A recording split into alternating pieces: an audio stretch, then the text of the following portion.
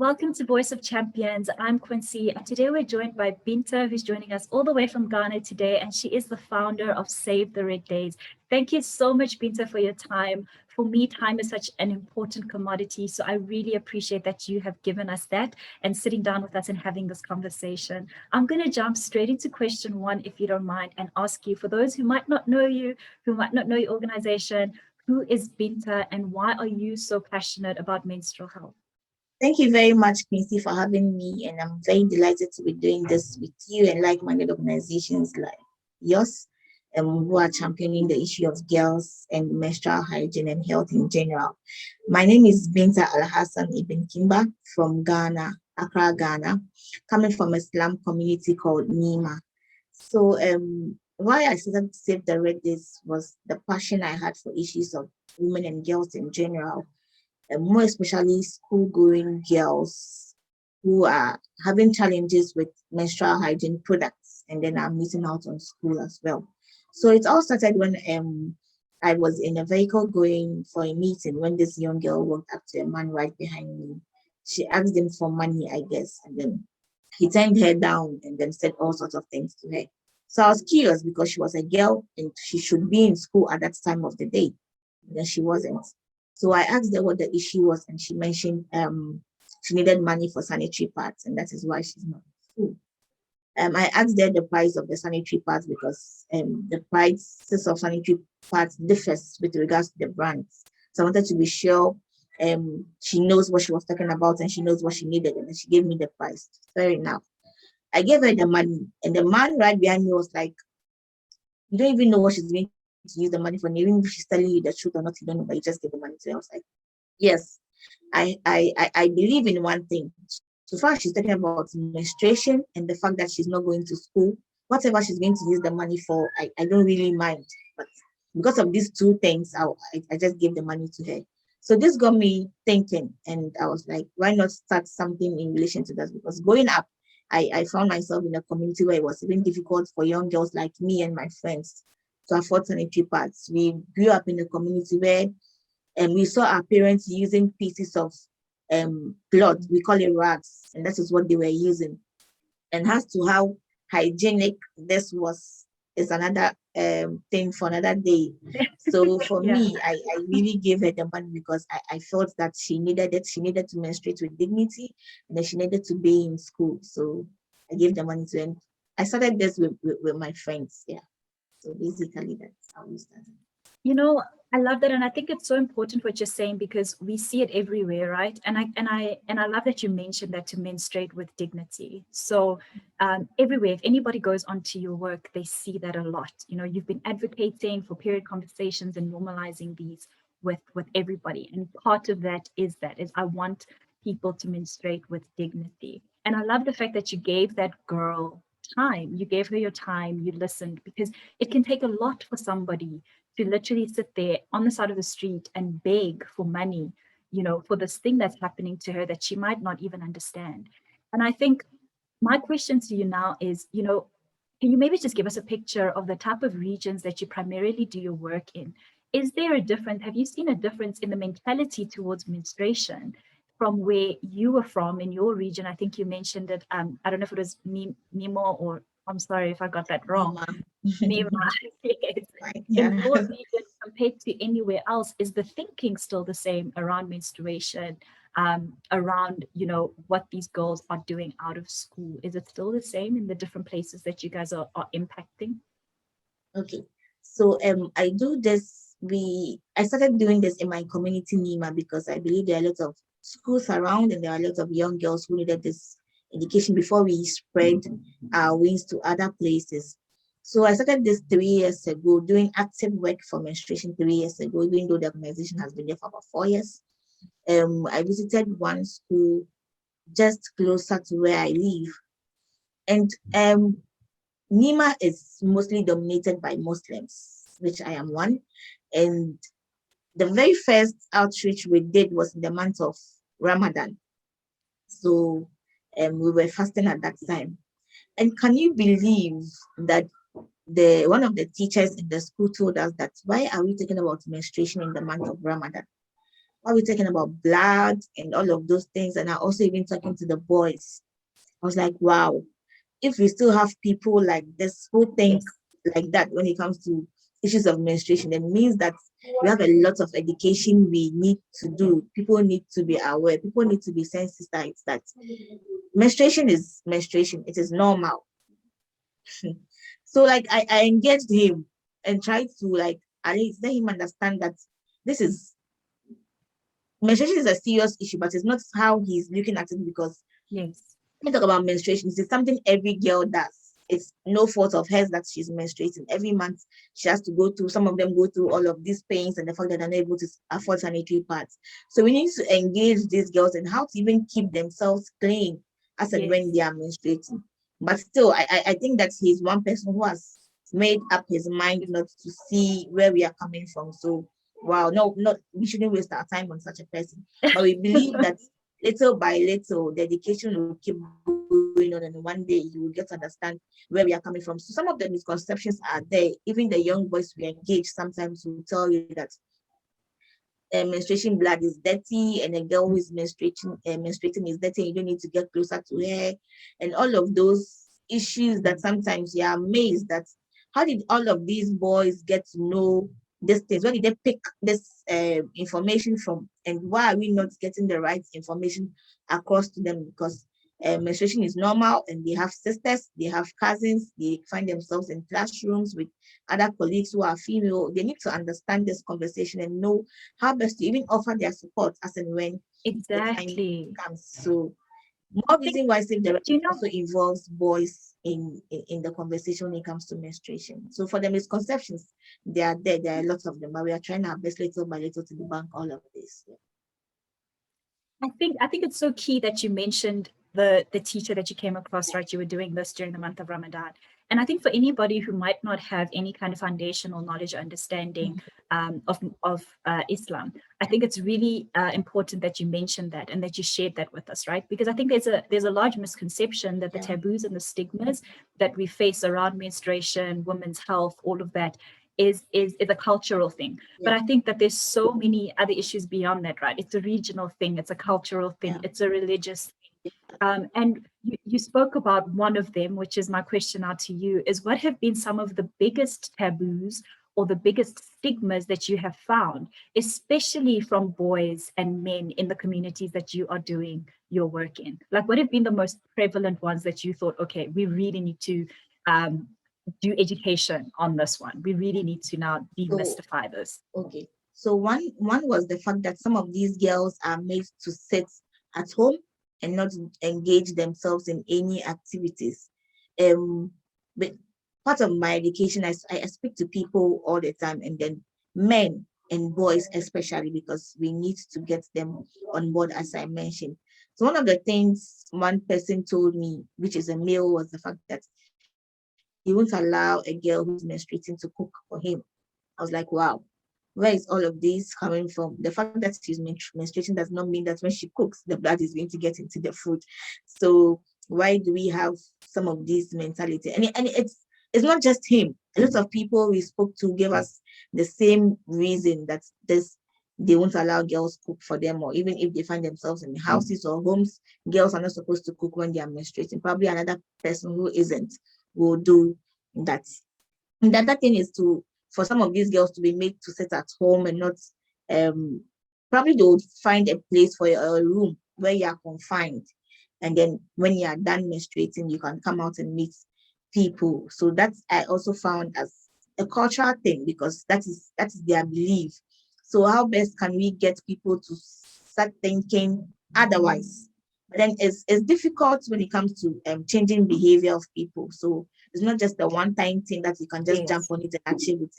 It's a gradual process. BCC takes time. So little by little. So for me, it's just this tool that is more, um, how do I put it? Is I don't want to say pathetic, but it's more worrying. It's more worrying to me for the fact that a girl is not allowed to cook or even engage Yeah. with other people because she's menstruating. So basically Yeah, for it me, is. It is worrying, and I think you've used the right word. It's Yeah, worrying. It's not even just pathetic, it's worrying because it almost makes the girl seem subhuman during the time that she's exactly. menstruating. Like she's Mhm. not at the same citizen class, you know, she's not somebody who's a part of your family. So there's a Exactly. major like isolation issue. I can imagine, you know, as a girl living in a household like that, I don't even know what that feels like because I didn't grow up in a home or community Exactly. where Yeah. there was that stigma or taboo at home, right? In fact, for us, it was the opposite. It was like, you don't talk about it at all. I don't want to know when you are menstruating. I don't have to know that's you and your mother's business, right? But in terms of Exactly. that physical isolation and removal from the rest of the family, that's not what I've experienced. And I'm learning though that this is something that is so common for millions and millions and millions of girls out there. And it's heartbreaking to me to know that every single month there is this rough detachment from, I can just imagine the psychological damage as well that it does. I Mhm. find your work particularly interesting because you've done this, you have engaged both the girls and the boys in conversations about menstruation and menstrual health and periods and all of that. And I'm really curious to know how you got that right. If anybody goes to your social media, we can see a lot of pictures and a lot of video content with you and your volunteers in classrooms with girls and boys sitting there and listening to the content and taking it in. Now, when you're in a community like that with people who have this stigma, who have this belief that there's something wrong with you when you're menstruating, how did you get the schools, even first of all? How did you convince the schools to let you speak to both of them, to host co ed talks? And what impact did that have on the school and in the community itself? So first and foremost, when I visit the schools and then the heads of the schools, I make them understand the whole issue of menstruation, the fact that it's not just an individual issue. They also have a role to play.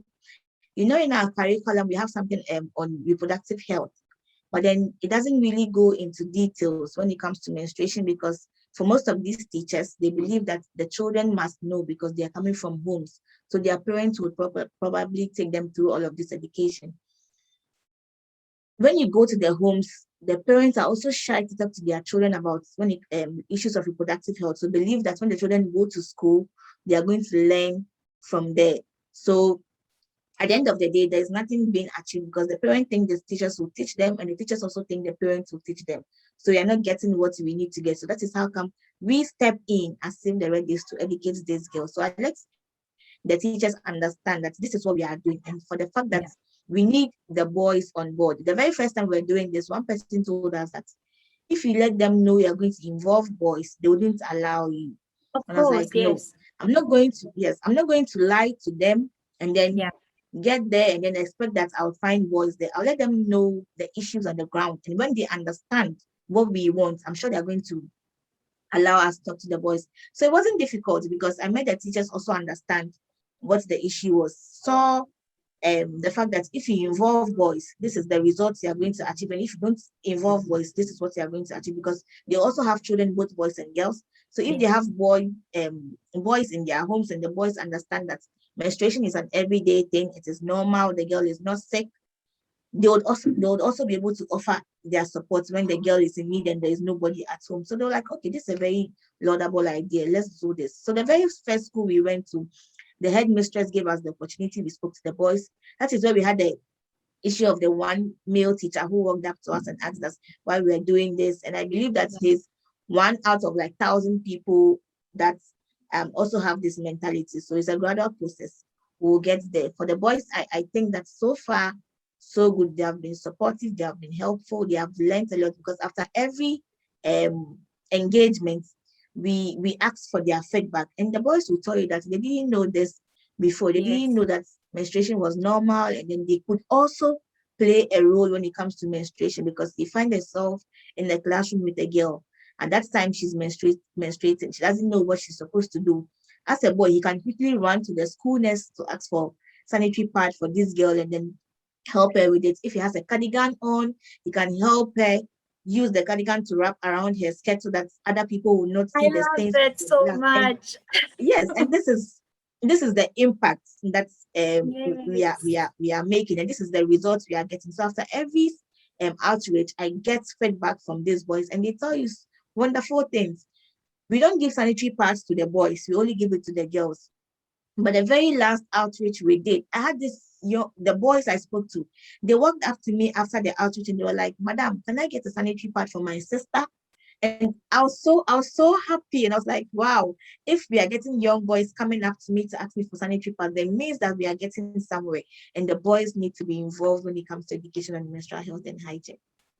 I love that so much. The thing is, I'm thinking of my own growing up, right? I'm thinking of how I grew up in school and what I went through in terms of education. We also had sex ed. It was called sex ed in my time.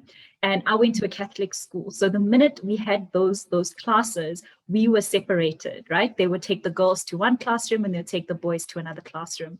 And that was generally because the boys were, I don't know if the word is quite childish about Yeah. menstruation issues and reproductive issues. So there was a lot of teasing and sometimes a lot of bullying that came about when you were having the conversation in the same room. So we were split, and the boys went with with the male teacher, and the girls went with the female teacher, and then we got our education separately. But I think Yeah. what you said is so important, is that there's a gap there, because the assumption at the school is that you're having a conversation at home, and the assumption at home is that you're having the conversation at school. And I'm Yeah. so grateful that your work is closing that gap, Yeah. saying, you know what, okay, if nobody wants to have a conversation at home, if nobody wants to have a conversation at school, we're going to come and we're going to form a conversation, and we're going Exactly. to fix this issue. So I want to talk a little bit about the boys that you've had in your workshop. I'm sure that they are absolutely hilarious. I find young boys, the way their minds work is quite intriguing, because I am not a boy. So I find the way that they think is very interesting.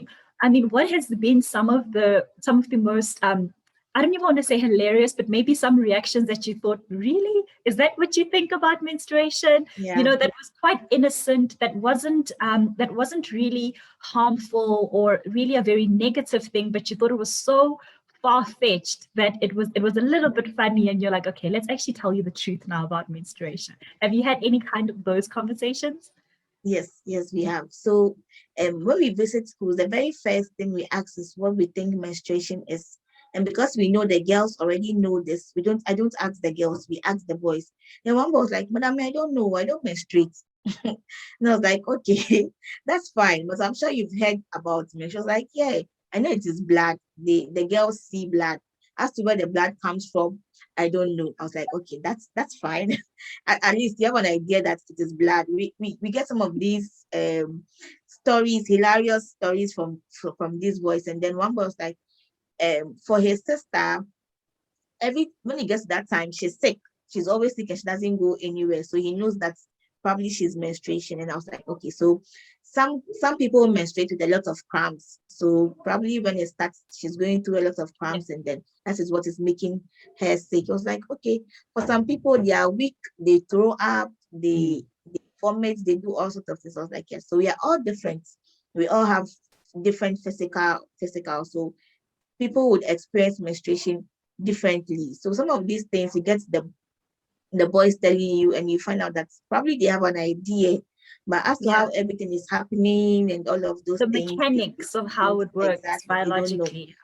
exactly. So we also use that opportunity to educate them more that this is what is happening to that person at that point in time, and the fact that you're around the person would also give that person some form of support, also helps to calm the person mentally, because the person is going through a lot of pains here and there and all of those things. So for the boys I have engaged over the years, I feel that they can say they are well informed now when it comes to issues of menstruation, and all of the misconceptions that they have with regards to that is dying little by little. So I tell them, you also have siblings at home, you also have friends who Yeah. are not with you right now in school. Can you pass on the message to them when you get home, or when you find yourself playing football with your other male friends? So I was like, yeah, they can do that. Why not? They love to share the message for everybody to get involved. So this is where we are getting to, and I pray that, and I hope that it won't be a one-time thing. So like I keep mentioning, it's a gradual process. So we'll definitely get there.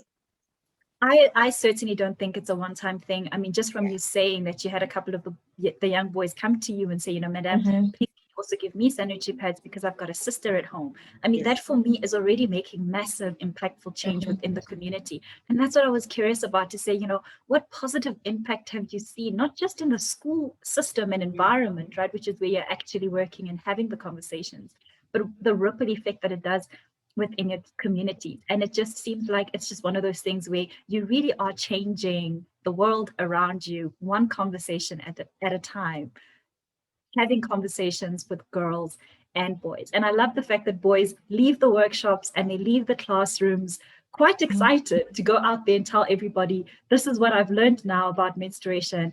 I understand it, and this is what it means. And I think that is absolutely amazing, um, powerful work at that. I know you guys have a lot of classroom work that you do, and I'm sure that's a deep love for you. But we know we've also been in a pandemic now where we've had most countries have been in lockdown and we haven't been able to be quite physical anymore. What have you guys been doing through COVID to still keep connected and to still have your workshops? Is there anything that you guys have been able to do during that time? So for us at ST Red Days, which is Save the Red Days, we do have a lot of physical contact with these young people. We put on the pants for us to see if they can also swim. So we do have physical contacts when it comes to our outreach with these boys. One thing we do is to allow the boys to fix a sanitary pad on the pants, and we want to see how they are able to do this within the shortest possible time, or even if they have an idea of how to do this. And it creates a lot of laughter when it comes to the girls and the boys, because the girls think that the boys are not able to do this.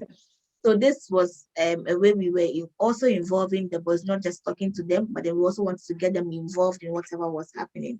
So during COVID, it was a bit difficult for us because we couldn't openly go to these schools, and then even schools were on break. So there was no way we could go to schools and then talk to these girls and boys about it. So we resorted to an online um, talk or outreach. I was working with Kiosk Minds, one organization that is also doing so well when it comes to advocating for the rights of young children or the youth in general. So we had a talk with Chaos Minds where they engaged me with regards to what I was doing, like Save the Red Days, and how I'm championing the cause of menstrual hygiene. So that is where we took the education to. But for me, it was a bit worrying for me because I believe at that time, my young girls and my young boys are not in that capacity to afford a smartphone or a laptop for them to join the conversation online. So even though we're having it with like-minded people like me, that I think online education. But then again, I thought it was worth it because a lot of people don't really understand the issue of menstrual hygiene and health in general, even the girls and the boys as well. So I took that opportunity to also educate them the need for us to have one voice Yeah. to advocate for the fact that they need to scrap the taxes on sanitary products, because that is also another reason why most people are not able to afford these things. So why not join hands together with people who are passionate in regards to menstrual health and hygiene, and let's see how best we can go for. So for me, I feel that during COVID, it was a bit difficult, but then at least the message you wanted the people to hear You were still was getting it out out there. there. And yes, Yes, I love that. And I think it is important that you didn't stop. I think it's important that you guys continue the we're conversations able to and engage continue them the as well. education. Yes, exactly. I think it is important that the conversation continues and that the engagement continues, whether it was physical or online. I think I mentioned this at the beginning, though, that a standing theme in your work for you guys at Save the Red Days is menstruating with dignity for all girls. And I love that statement so much, menstruating with dignity. And this is whether you made it very clear actually in one of your posts that this is whether they are in school or not. And I think for most of us, the concept of girls in school is easily relatable. We can understand it's normal. A girl or a young child should be in school. But in your region and in your areas of work, what would be the circumstances that would permanently keep a girl from school in your area? Have you guys seen these reasons? Have you had firsthand experience with this? So one thing that keeps a girl away from school is finances. sometimes it's difficult for these parents to be able to pay their fees. So because we have this belief that girls are always or are to be in the kitchen, so they would rather use the little money they have. So mostly it's because of money and the fact that they're not able to get the fees to pay to pay for the girls. Another thing is culturally, we have some tribes that don't believe in female education. When the girl is growing and they are seeing a lot of physical changes in her, they believe that she's right for marriage.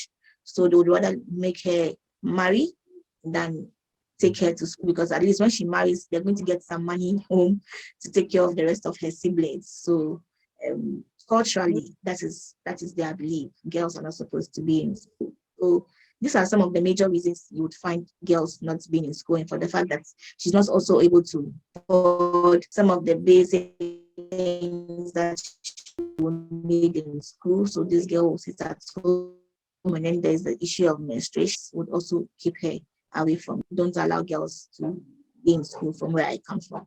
Wow, Binta, that is actually so heavy. I think especially since it's a cultural issue that you're mentioning, it's almost normalized, right? It's almost like, well, this is normal for the girl child not to be in school. And you've mentioned a bit of the consequences, but I mean, this is such an important thing, and I want to hear your answer in the specific question. What are the Okay. consequences? Because I mean, our campaign as a foundation is just that, it's keeping 1 million girls in school. And I want to know from you, what are the real consequences, real on the ground consequences for that one girl child who's not able to stay in school, whether it's for 5 days during the month or for her entire schooling career? What are the consequences for her life, and for her community that she's supposed to function and operate in? Okay. So I think that the world has evolved over the years, and we are seeing more females out there who are doing so well, and most of us look up to them. For some of these young girls who are even missing out on school for like the period they are menstruating, at the end of the day, these young girls would have to write the same exams with these boys that are always in school. And if this girl is missing out on school for like 5 days, it means that all what has been taught, she's not going to get it. Mm. Even if she will understand, it won't be so directly like coming out from the teacher. And then you get a friend that is also explaining to you, there's going to be a lot of misinformation. So at the end of the day, this girl would have to sit for exams with a boy who has been in school throughout. At the end of the day, if she's not so brilliant or so well in school, there's going to be um, their result is not going to come out the same. Probably you would find the boy doing so well than the girl, because at least she didn't get some of these basic information that she needed to do in school. So let's look at this. Every month, if the girl is supposed to menstruate for 5 days, and which means that for a semester, she's going to miss about 20 good days of school. And we all know how this is heavy for these girls, because at the end of the day, they are missing out a lot on school, and then the understanding and everything is so difficult for them. That is first. Secondly, and we are seeing lots of females, and there's this advocacy for girls to be in school and all of those things, which I think that has been better. From where I come from, we now see a lot of girls going to school, but as to them attaining the highest level of education is also another thing, because we have some of them getting to junior high school and then they drop off. We have some that are also doing so well, and then they get to senior high school and then they drop off. Some are not able to get it to the university.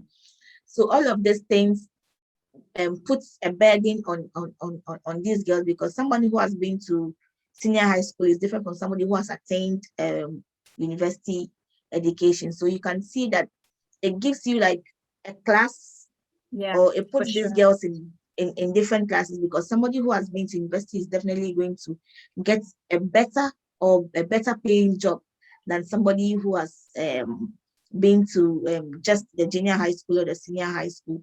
So it economically is not so well, because some of these girls would have to depend on a lot of people for support, and they would have to involve themselves in mega jobs that is not going to fetch them a lot of money. So at the end of the day, it's affecting the girl, it's affecting the family, it's affecting the community as well. For me, I believe in mentorship. So there are people I look up to that are doing so well that I would want to be like them one day. We find girls that are just able to reach junior high school. How does this girl mentor the other young ones that are coming up? So this is some of the things that we're not really getting so well. Even for those who have been able to make it so well in life, who have achieved higher education, it's difficult when you walk up to them and tell them that, wow, I've looked up to you for so long and I think that I would want to be like you one day. Can you mentor me in a way, or can you guide me? Sometimes it's difficult. You don't get them to really open up to you and lead you through it all. So for me, I feel it is worrying when we don't get girls get that high education they need, because I believe that this is a generation where we would want to impact Yes. positively. So what about the young girls that are coming up? Who they look up to? Who is there to guide them and tell them that this is good, this is not good? Some of the choices you make with regards to education and the courses you are going to do, this will help and this will not help. When we look at our country, there are more, or there are jobs that are on the market right now that you can quickly grab when you're done with school. There are some courses that when you read and you come out, it will be difficult to get any job. So is there someone who is there to guide you, that you know when you're going to the university, even though you would want to do this particular course, I think that this course will be very good, looking at who you are and how exposed you are, and the fact that the country has a lot of job offer for Yeah. these kind of courses. So why not do this? But we're not getting such people. So I believe that if these young girls are able to make it through education and get somewhere one day, they would also be able to offer support to other young girls that are coming up as well. You know, and it's so important because you said that it's almost creating a generational gap, right? It's Yeah. almost like it's causing a generational curse as well, because if one generational touch point is broken, it Yeah. just continues building. It's like pulling a string from a jersey. It just keeps going and going and going and going until something deliberately stops it, until somebody actually takes a scissor and cuts that string off, Yeah. right? So the ripple effect of that is major. It's a generational ripple effect. It's not just about that one girl who's missed Yeah. school. And I think that's what we need to say, and we need to say it louder, that this thing isn't just about one girl. It's not just the impact of her, it's the impact of her and her entire womb. The impact of her and literally everything that she will produce, every living thing, and that living thing's generation, and that living thing's generation. Yeah. So it really is an important thing to look at. And I think for us, that's why period freedom is so important, right? We feel like this is the impact of what we're trying to do by keeping girls in school, by giving them sustainable solutions to do that. Our aim is to be able to distribute 1 million menstrual cups to girls. This is for us a sustainable option. It's going to keep girls in school for 10 years, right? One kit Exactly. is going to keep them in school for 10 years. So that's how we are trying to make this impact. What is the impact for you if you are able to gift a girl with period freedom, regardless of what she uses, whether it's pads, menstrual cups, whether it's reusable pads, it really doesn't matter. But just if we can attain period freedom, what would that mean for you? So for me, I think that it would still keep girls in school. They're going to benefit holistically when it comes to schoolwork. They are vibrant, they are active, they know that what is happening to them is a normal thing, and they don't worry because of the misconceptions that comes with menstruation. A lot of girls feel they don't belong. They are always in their corner. They don't want to engage with anybody. They don't want to come out of their shells. So I believe that if a girl is empowered with period freedom, and she knows that what is happening to me is a normal thing. Is no fault of me. It's just my biological being. She's able to express herself because the last school we visited, we have these girls telling us some of the things I mentioned to you earlier with regards to the misconceptions, and for the fact that when they are even menstruating, they don't want anybody to know that they are menstruating because they don't want to be Yes, stigmatized against. So it's at least if shame. yes, so if the education is there, they're able to come out freely and engage and let people know that, see, this is a normal thing and I don't need to be shy because I'm menstruating. It gives them some confidence, and it gives them some dignity. So for us at Stewardess, like you keep mentioning, the dignity is also important to us. Once every girl, regardless of wherever she's coming from, or whoever she is, she needs to menstruate with dignity. Binta, I can add absolutely no more to what you've said. Wherever any girl is, she needs to menstruate with dignity. And I love that so much. That is the end of my session. I have one last question, and that is Okay. how can anybody who is watching, who's listening, who's feeling energized and activated, perhaps they are in Ghana and want to pop you a visit, or they can be from anywhere else in the world. We do live in a global world. So perhaps Yeah. they can reach out to you online. How can they do that? Where do they reach? Okay. So we are on Twitter at Save the Red Days, ST Red Days on Twitter. We are also on Facebook at Save the Red Days. Binta, thank you so much for your time. We will Thank definitely you be too. visiting all of your social media handles and we will keep in touch. God bless and Thank you good luck so with all much. the amazing work that you guys are doing there in Ghana at Save the Red Days. Thank you so much for having me. I'm very glad I did this with you. Let's try and reach a very or a larger audience. I feel that there are most girls that are not getting the opportunity some other girls are having. So when we all offer our little support, I believe that we can get far. So thank you so much for having me. I'm so grateful. Thank you for watching this episode of our series, The Voice of Champions. If you also want to make an impact and become a Million Girls Champion, then visit our website at amilliongirlsfoundation.org and help us keep a million girls in school.